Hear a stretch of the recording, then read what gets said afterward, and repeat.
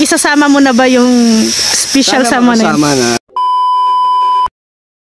Ready ka ba? Kasi may naririnig akong pang international na trip. Hi guys! Once again, welcome back to my YouTube channel. Panibagong araw at syempre panibagong reaction video na naman ating pag-uusapan. Welcome back to Chloe TV. Saan mang sulok kayo ng mundo, isang maligayang araw po sa inyong lahat, lalong-lalo na sa ating mga OFW. Ayan guys, unang-unang gusto ko lang magpasalamat sa ating solid viewers, subscribers na walang sawang sumuporta dito sa ating channel. Maraming salamat po sa inyong lahat.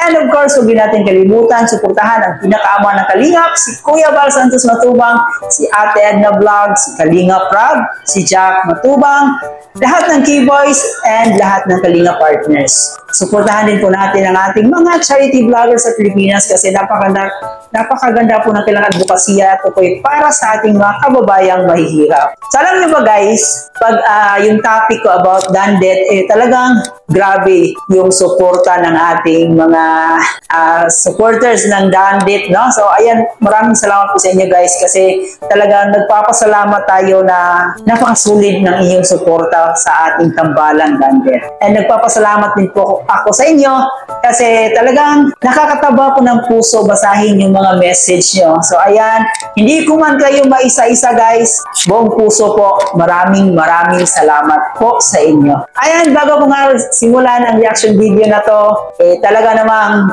kaabang-abang, no? Kaabang-abang yung mga sagutan ni Kalingap Dan dito. Marami kayong malalaman. Panoorin man natin ang videos, tsaka tayo magbigay ng reaction. Marami talaga kayong malalaman ngayon, no? So about Dandet, about kung ano po yung pwedeng mangyari. So about sa next destination ng Dandet, malalaman nyo yan mamaya sa ating reaction video. So kinuha ko to kay Ria Olarte, itong video clip na to. Kung di pa kayo nakapag-subscribe sa kanya, huwag niyong kalimutan si Ria Olarte, subscribe niyo na po. Kung gusto mong ganitong klaseng reaction video, huwag kalimutan mag-like, share, comment, and of course, mag-subscribe na rin po kayo. Kaya naman, panoorin muna natin to. Let's go! Ayan, kumusta ang kakausapin lang kita Kalingap Dan tungkol po sa iyong bakasyon sa Palawan.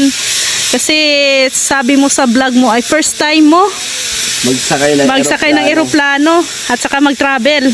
Oo nga. Oh, anong experience? Masaya. Lahat po kasi nang naranasan natin doon, first time po natin. Kaya lahat yun ay memorable. Talagang kung ano yung mga nagawa po natin doon, masaya lang. Kasama yung Kalingap. Siyempre madami din nagsuporta, maraming supporters na nag-abang sa airport. Talagang inabangan kami na nagpa-picture. Salamat po. At may mga nag-sponsor pa ng pagkain namin doon. Grabe talagang yung mga pagmamahal nila, talagang kahit nasang lugar po kami, nandun talaga sila. So, Kalingap Dan, so ito siyempre noon wala ka pa sa Kalingap, hindi mo naranasan. Diba? Workaholic ka pa noon. Pero hindi ka makakapagbakasyon ng ganito. Pero dito sa Kalingap, dito mo naranasan.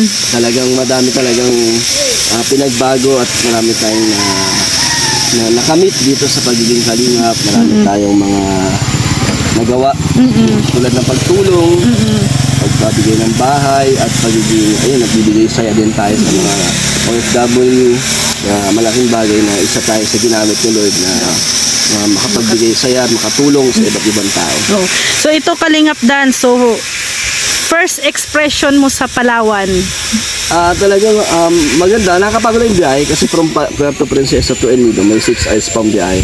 Malayo. Talagang malayo, pero sulit naman yung pagod. Dahil pagdating mo doon, mababait yung mga tao doon. Ano yun, aeroplano or bus or jeep? Nag-aeroplano kami, Manila to Palawan. Palawan, oo. Puerto Princesa, doon yung airport. Nag-van na kami. Nag-van. So, sulit talaga, ang ganda ng...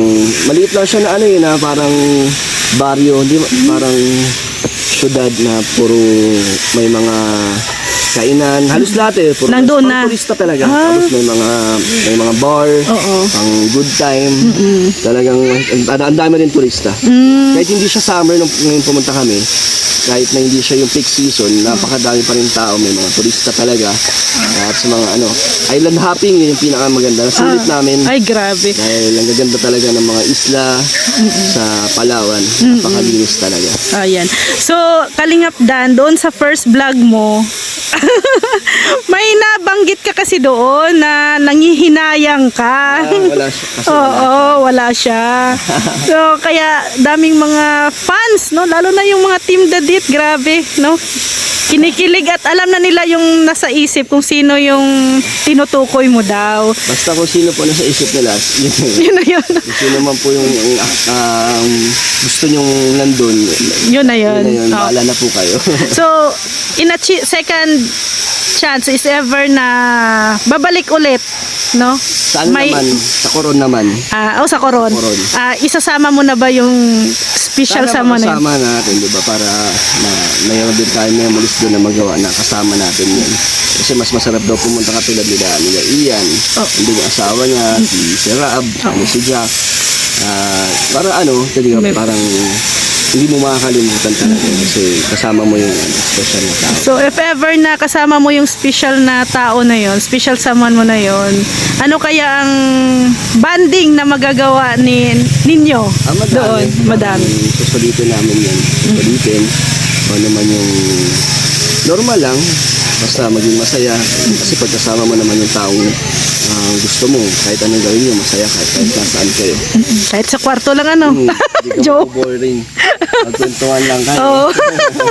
And ito pa, yung pagbili mo ng pasalubong, ayan, yung damit, at inaabangan nila Kalingap Dan kung sino ang special someone na susuot na yon. Sino susuot? Baka next year pa yun. Kasi tapos na ang summer. Abangan nyo na lang po sa channel ni Kalingap Dan kung sino ang mabibigyan niya ng special na damit na yon. Grabe, yun talaga Kalingap Dan ang inaabangan ng mga supporters nyo. Basta lahat ng binili ko pasalubong para sa lahat yun ng mga kapamilya ko dito sa diet, mga kaibigan ko, sa mga iba't ibang partners, yun, para doon yun.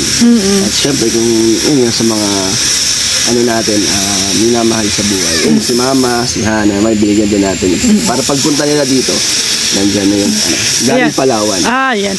So, Kalingap Dan, ready ka ba? Kasi may naririnig akong pang international na trip. Wow. Oo, no? Una ang Hong Kong, tapos Europe yata, no? Grabe. So, ready ka ba na syempre kasama si Medit? So, ready natin po. Kasi nga problema po ang dito side. Syempre, kung kasama ang buong Kalinga, bakit hindi? Di ba po? Or kung sino man po ang pwede kasi hindi naman po pwedeng dalawa lang kami. Hindi naman namin na iba-vlog. Oo. Ano yung experience ni Kalingap Dan sa Palawan? Makikita mo sa mukha niya. Siyempre, parang masaya pero parang may halong lungkot, no? Kasi nga, hindi nakasama si Midet. And maganda sana kung kasama niya si Midet doon, talagang napakasaya talaga ng kanyang bakasyon sa Palawan. And nalaman din natin na ito pala yung first time niyang sumakay sa eroplano. Nagpapasalamat din siya sa Kalingap kasi nga na-experience niya lahat ng ito. Kung hindi dahil sa Kalingap, hindi niya nagagawa itong mga ganitong klaseng bagay, di ba? So talagang masasabi natin itong Kalingap sobra na talagang may marami na talagang natulungan, may marami nang nabagong buhay. So napakasaya sa Kalingap, guys. Yun na nga, guys, no? Yung next destination nila is Coron. Sana wish natin makasama na si Midet sa pagpunta nila doon. Ayan, sana makasama na talaga siya. Hindi natin ma-imagine yung kilig at saka yung sweet moment nilang dalawa, no? Pag silang dalawa ay nandun sa Coron. Nako, ito pa, may pa sila, may travel abroad pa sila. Ayan. And we really hope talaga magkasama si Midet kasi gusto ko din makita na ma-experience din ito ni Midet na makapunta sa ibang bansa or kahit sa Coron man lang, di ba? Makasama niya si Papa Dan. Ayun, di ba? Lalo-lalo na sa ating mga Dandet supporters dyan, Dandet supporters, sobrang saya siguro natin pag nangyayari yon. We wish na sana nga mangyayari yon. And ayun lang, di ba? Na-update lang niya kung gaano kaganda yung pagpunta niya sa Palawan, na kahit medyo malungkot siya, tuloy pa rin, di ba? Ika nga, tuloy pa rin ang awit ng buhay ko. So, hanggang dito na lang muna guys yung reaction video natin. Sana nag-enjoy kayo. Kasi ako talagang nag-i-enjoy ako pag yung topic natin about Dandet, talagang nag-i-enjoy ako gumawa ng reaction video. And siyempre dahil din po sa inyong suporta. Lalong-lalo na sa ating mga Dandet supporters. Maraming salamat po sa inyong lahat guys.